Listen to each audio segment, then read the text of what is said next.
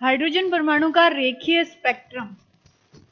Hydrogen परमाणु का रेखीय स्पेक्ट्रम जो है वो आपको समझना है इस टॉपिक में। यहाँ देखिए, सबसे पहले क्या होता है, जब हाइड्रोजन गैस में विद्युत विसर्जन किया जाता है तो हाइड्रोजन जो अणु है गैस के अंदर, हाइड्रोजन गैस के अंदर जो हाइड्रोजन के अणु होते हैं वो वियोजित होते हैं और उच्च ऊर्जा वाले क्या देते हैं, हाइड्रोजन के परमाणु देते हैं। और ये परमाणु जो हैं वो विविध आवृत्तियों वाले विद्युत चुंबकीय विकिरण को क्या करते हैं, उत्सर्जित करते हैं और उसी का हम क्या लेते हैं, स्पेक्ट्रम लेते हैं। तो उसको ही हम क्या कहेंगे, हाइड्रोजन परमाणु का रेखीय स्पेक्ट्रम। तो यहाँ देखिए, जो स्पेक्ट्रम होता है हाइड्रोजन परमाणु का, इसमें रेखाओं की हमें कई श्रेणियां प्राप्त होती है जिन्हें उनके आविष्कारकों के नाम से जाना जाता है। यहाँ पर देखिए, जो फर्स्ट श्रेणी है उसका नाम है लाइमन या लाइमेन। सेकेंड जो श्रेणी प्राप्त होती है वो है बामर श्रेणी। नेक्स्ट है पाशन, ब्रैकेट और फंड। ये हाइड्रोजन के स्पेक्ट्रम में स्पेक्ट्रमी रेखाओं के नाम हैं। ये तो हमने पढ़ाई था कि स्पेक्ट्रम में हमको क्या प्राप्त होती है, रेखाएं प्राप्त होती है, जब हमने अवशोषण और उत्सर्जन स्पेक्ट्रम पढ़ा था। तो ये उन लाइनों के नाम हैं जो इनके आविष्कारकों के नाम के आधार पर रखे गए हैं। लाइमन, बामर, पाशन, ब्रैकेट और फंड। यहाँ पर देखिए, लाइमन जो है ये वाली श्रेणी के लिए n की वैल्यू 1 होती है, इसके लिए 2 होती है, इसके लिए 3, n की वैल्यू 4 और n की वैल्यू 5। n क्या होता है, देखिए n होता है मुख्य क्वांटम संख्या। n इज इक्वल टू होता है मुख्य क्वांटम संख्या या प्रिंसिपल क्वांटम नंबर। ये प्रिंसिपल क्वांटम नंबर कहाँ से आया, देखिए प्रिंसिपल क्वांटम नंबर जो है वो हमें कक्षाओं की जानकारी देते हैं। किसकी जानकारी देते हैं, कक्षा की जानकारी देते हैं। कक्षाएं क्या होती है, हमने पढ़ा है कि कोई भी परमाणु जो होता है उसमें नाभिक में प्रोटॉन और न्यूट्रॉन होते हैं और इलेक्ट्रॉन उसके चारों ओर वृत्ताकार कक्षाओं में चक्कर लगाते हैं। तो इन कक्षाओं का जो है, आपने लोअर क्लासेस में बोर मॉडल पढ़ा है, बोर ने इनको नाम दिया था के, एल, एम और फिर एन, ओ, पी आगे हो जाएगा, ठीक है। तो यहाँ देखिए, ये जो k कक्षा है, अगर n इज इक्वल टू 1 है मतलब कक्षा कौन सी है, k, तो आपको याद रखना है मुख्य क्वांटम संख्या कक्षा की जानकारी देती है। जैसे कक्षाएं हैं k, l, m, n, तो n is equal to k के लिए 1 होता है, 2, 3 और 4।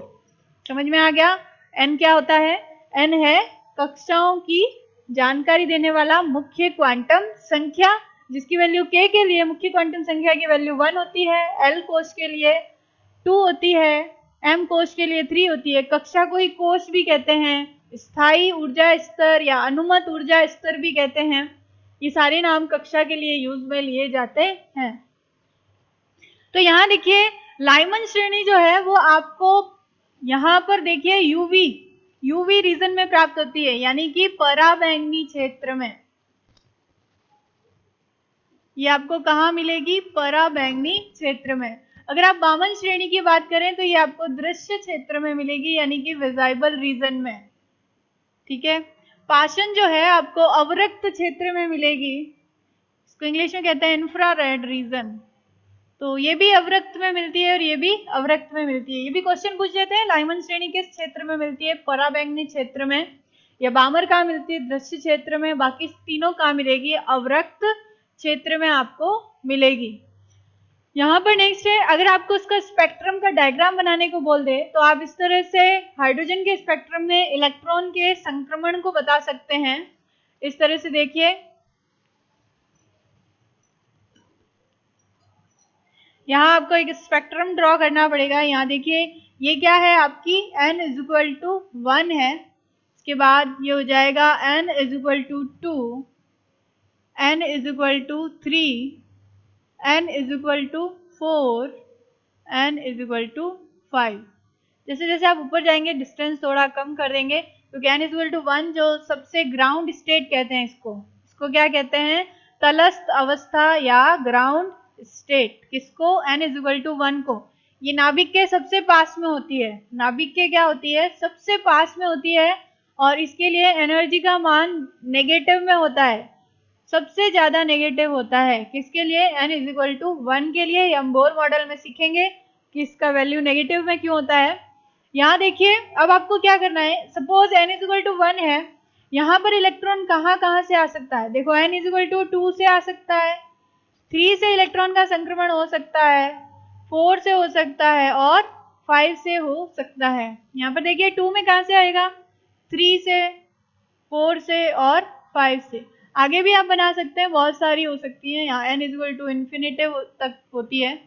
यहाँ पर देखिए, यहाँ 3 में देखिए यहाँ से आ सकती है, और कहाँ से आ सकती है आपके 3 में? 4 से आ सकती है और 5 से। यहाँ देखिए, यहाँ 4 में 5 से आ सकती है। आगे बना सकते हैं, आपको कम से कम इतना शो करना है। यहाँ पर देखिए, ये हो गई आपकी लाइमन श्रेणी, ये हो जाएगी आपकी बामर श्रेणी, ये हो जाएगी पार्शन, ये हो जाएगी ब्रैकेट श्रेणी, आगे हो जाएगी फंड श्रेणी। तो इस तरह से आपको इलेक्ट्रॉन का संक्रमण शो करना है। ये डायग्राम भी कभी कभी पूछ लेते हैं हाइड्रोजन स्पेक्ट्रम का। हाइड्रोजन स्पेक्ट्रम में इलेक्ट्रॉन के संक्रमण का चित्र बनाइए, तो आपको ये बनाना है। नेक्स्ट है आपका हाइड्रोजन परमाणु के लिए बोर मॉडल। बोर मॉडल जो है वो हाइड्रोजन परमाणु के लिए बोर ने दिया था।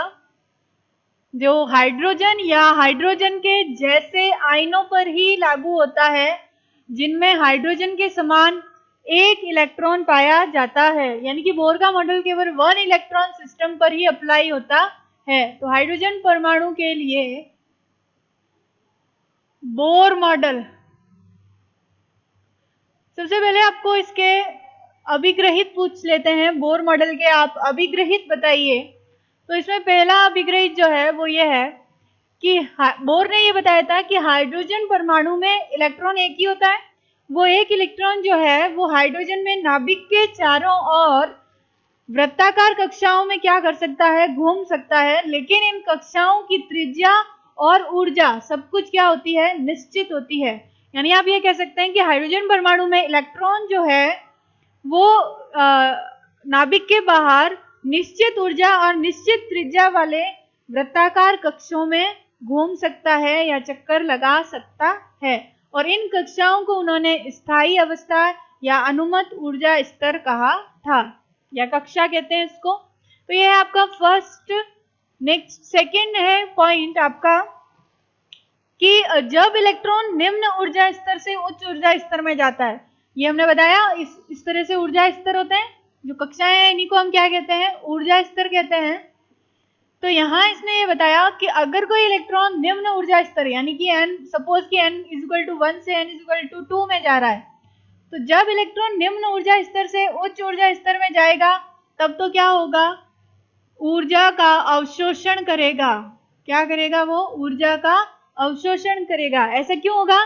क्योंकि हमेशा नाभिक के जितनी पास में कक्षाएं होगी उसकी ऊर्जा उतनी कम होगी, क्योंकि वो कक्षा ज्यादा स्थायी होती है। और आपको पता है जब कोई चीज ज्यादा स्थायी होती है तो उसकी ऊर्जा क्या होती है? कम होती है। तो इलेक्ट्रॉन नाभिक के जितना पास में होगा उसकी ऊर्जा कम होगी। अगर इसको कम ऊर्जा स्तर से अधिक ऊर्जा वाले स्तर में जाना है तो उसको ऊर्जा का क्या करना पड़ेगा? अवशोषण करना पड़ेगा। ठीक है। सपोज कि इसकी ऊर्जा जो है वो E1 है और इसकी ऊर्जा E2 है, तो इसको कितनी ऊर्जा का अवशोषण करना पड़ेगा? E2 माइनस E1, यानी कि डेल्टा E। इतनी ऊर्जा अवशोषित करेगा जब इलेक्ट्रॉन जो है वो निम्न ऊर्जा स्तर से उच्च ऊर्जा स्तर में जाएगा। और इसी तरह से जब वो उच्च ऊर्जा स्तर से निम्न ऊर्जा स्तर में आता है, सपोज कि 9=3 से 2 में आ रहा है, तो अगर इलेक्ट्रॉन उच्च ऊर्जा स्तर से निम्न ऊर्जा स्तर में आता है तो वो ऊर्जा का उत्सर्जन करता है। क्यों करता है? क्योंकि इस ऊर्जा स्तर की ऊर्जा क्या है? ज्यादा है। यहाँ पर आने से उसकी ऊर्जा क्या होगी? कम होगी। तो अतिरिक्त ऊर्जा को उसको क्या करना पड़ेगा? उत्सर्जित करना पड़ेगा।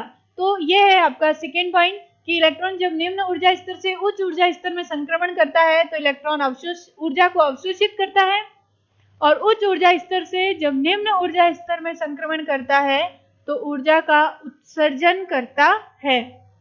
नेक्स्ट है, बोर ने ये कहा कि इन दो ऊर्जा स्तरों में जब अवशोषण और उत्सर्जन हो रहा है तो इसकी ऊर्जा को आप निम्न सूत्र से दे सकते हैं। देखो E क्या होता है? h nu।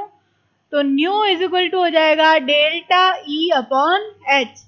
यहाँ डेल्टा ई देखिए, क्योंकि हमको क्या प्राप्त करना है, अवशोषित ऊर्जा या उत्सर्जित ऊर्जा को प्राप्त करना, और वो क्या होगी, दो ऊर्जाओं का क्या होगी, अंतर होगी, तो इसके बराबर, इसलिए हमने यहाँ क्या लिखा है, डेल्टा ई। तो nu is equal to delta E upon H. Delta E मतलब क्या हो जाएगा, E2 minus E1 upon H. E2 minus E1 क्यों लिखा, हायर ऊर्जा, हायर एनर्जी लेवल में से कम वाले को क्या करना है, आपको कम ऊर्जा वाले को कम करना है, तो E2 minus E1 upon H लिखा है मैंने। और इस समीकरण को बोर का आवृत्ति नियम कहते हैं। इस समीकरण को ही हम क्या कहते हैं, बोर का आवृत्ति नियम। ठीक है, नेक्स्ट बोर ने ये बताया कि जो परमाणु है हाइड्रोजन का, उसमें नाभिक के चारों ओर बहुत सारी वृत्ताकार कक्षाएं हो सकती है, लेकिन इलेक्ट्रॉन केवल उन्हीं वृत्ताकार कक्षाओं में चक्कर लगाएगा जिसके लिए कोणीय संवेग mvr का मान जो है वो h अपॉन 2 पाई का क्या होगा, पूर्ण गुणांक होगा। यहाँ n की वैल्यू क्या है, 1, 2 और 3, मतलब या तो आप 1 से वन मल्टीप्लीकेशन में होगा, या 2 टाइम होगा, या 3 टाइम होगा। तो केवल उन्हीं ऊर्जा स्तरों में चक्कर लगा सकता है इलेक्ट्रॉन जिनके लिए कोणीय संवेग का मान h अपॉन 2 पाई का पूर्ण गुणांक होता है। यह है इसका थर्ड या फोर्थ पॉइंट। तो इस तरह से ये बोर के क्या हैं, 4 अभिग्रहित हैं जो आपको याद करने हैं। नेक्स्ट, बोर ने क्या किया, हाइड्रोजन परमाणु के लिए बताया कि केवल निश्चित त्रिज्या और निश्चित ऊर्जा वाले पथों में ही इलेक्ट्रॉन चक्कर लगाता है। तो उसने क्या किया कि हाइड्रोजन परमाणु के लिए त्रिज्या और एनर्जी का सूत्र दिया था। यहाँ किसकी, n ऊर्जा स्तर जो है उसकी त्रिज्या और n ऊर्जा स्तर की एनर्जी का क्या दिया था, इन्होंने फॉर्मूला भी दिया था। आप इस तरह से त्रिज्या और एनर्जी निकाल सकते हैं किसी ऊर्जा स्तर या किसी भी कक्षा के लिए। आप n की वैल्यू अलग अलग हो जाएगी, 1, 2, 3। यहाँ पर देखिए त्रिज्या के लिए उसने फॉर्मूला दिया था A0n²। यहाँ पर हाइड्रोजन परमाणु के लिए इसने A0n² दिया। अगर आप इस मॉडल को, उसने कहा था कि हाइड्रोजन परमाणु के अलावा उन आयनों पर भी अप्लाई कर सकते हो जिनमें कि हाइड्रोजन परमाणु के समान एक इलेक्ट्रॉन होता है, और वो 1 इलेक्ट्रॉन सिस्टम हो सकते हैं। जैसे कि सपोज आप हीलियम की बात करो और उसमें से एक इलेक्ट्रॉन निकाल दो, तो हीलियम के पास कितने इलेक्ट्रॉन है, 2। आपने एक इलेक्ट्रॉन निकाल दिया तो हीलियम पर क्या चार्ज आएगा, +1। अब हीलियम +1 भी क्या हो गया, हाइड्रोजन के समान 1 इलेक्ट्रॉन सिस्टम। इसी तरह से आप लिथियम की बात करो तो लिथियम के पास कितने इलेक्ट्रॉन होते हैं, 3, क्योंकि लिथियम का परमाणु क्रमांक 3 है। तो आप क्या करो, उसमें से 2 इलेक्ट्रॉन बाहर निकाल दो, 2 पॉजिटिव चार्ज आ जाएगा। तो लिथियम जो है उस पर भी आप क्या कर सकते हैं, हाइड्रोजन परमाणु जो है इसके लिए जो बोर मॉडल है उसको अप्लाई कर सकते हैं। नेक्स्ट है बेरिलियम। अगर आप बेरिलियम जो है उसका परमाणु क्रमांक 4 होता है, और अगर उसमें से आप 3 इलेक्ट्रॉन निकाल दो तो ये इन पर भी अप्लाई हो सकता है। अब है क्या कि इनके लिए, हाइड्रोजन के लिए तो Z का मान 1 होता है, इसलिए आप A0n² लिखो तो चलेगा। लेकिन अगर इनके लिए त्रिज्या निकाल रहे हो तो Rn की वैल्यू इनके लिए क्या हो जाएगी, A0n² अपॉन Z। यहाँ Z क्या है, परमाणु क्रमांक। तो यहाँ देखिए, क्योंकि इसके लिए परमाणु क्रमांक 2 है, इसका 3 है और इसका क्या है, 4 है। तो यहाँ आपको परमाणु क्रमांक की वैल्यू भी लिखनी है। यहाँ आपको A0 की वैल्यू पता होनी चाहिए, जो होती है 52.9 पिकोमीटर। ये याद रखनी है आपको।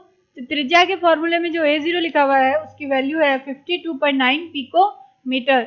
तो यहाँ पर अगर मैं फर्स्ट जो ऊर्जा स्तर है उसके लिए त्रिज्या निकालूं तो मैं यहाँ क्या लिखूंगी, 1 का स्क्वायर। तो यहाँ पर आपकी A0 की वैल्यू क्या आ जाएगी, R1 की 52.9 पिकोमीटर। ये हाइड्रोजन परमाणु के फर्स्ट ऊर्जा स्तर की क्या है, त्रिज्या है, जिसको हम बोर कक्षा भी कहते हैं। इसको क्या कहते हैं, बोर कक्षा। प्रथम ऊर्जा स्तर को हम क्या कहते हैं, बोर कक्षा। उसकी त्रिज्या कितनी होती है, 52.9 पिकोमीटर। क्योंकि यहाँ n की वैल्यू बोर कक्षा के लिए क्या लिखी है हमने, n = 1। तो इसको सॉल्व करोगे आपके पास आंसर क्या आएगा, 52.9 पिकोमीटर। इसी तरह से ऊर्जा की वैल्यू इसने दी -RH मल्टीप्लाई बाय आपके हो जाएगा 1/n²। ये तो किसके लिए दिया, हाइड्रोजन के लिए। एनर्जी के सूत्र दिया इन्होंने, En = -RH multiply bye 1/n²। यहाँ पर देखिए आप यहाँ पर RH की वैल्यू आपको याद करनी है। RH की वैल्यू जो होती है वो होती है 2.18 minus 2.18 multiply by 10 to power -18 joule. ये RH की वैल्यू होती है। RH को रेडबर्ग स्थिरांक भी कहते हैं। तो ये वैल्यू आपको याद रखनी है RH की। तो यहाँ पर आप वैल्यू पुट करेंगे। अगर आप फर्स्ट ऊर्जा स्तर के लिए यानी कि बोर कक्षा के लिए ऊर्जा निकाल रहे हैं तो वो यही आ जाएगी, क्योंकि यहाँ पर 1 का स्क्वायर रखोगे तो वैल्यू क्या आएगी, माइनस में 2.18 multiply by 10 to power -18 joule.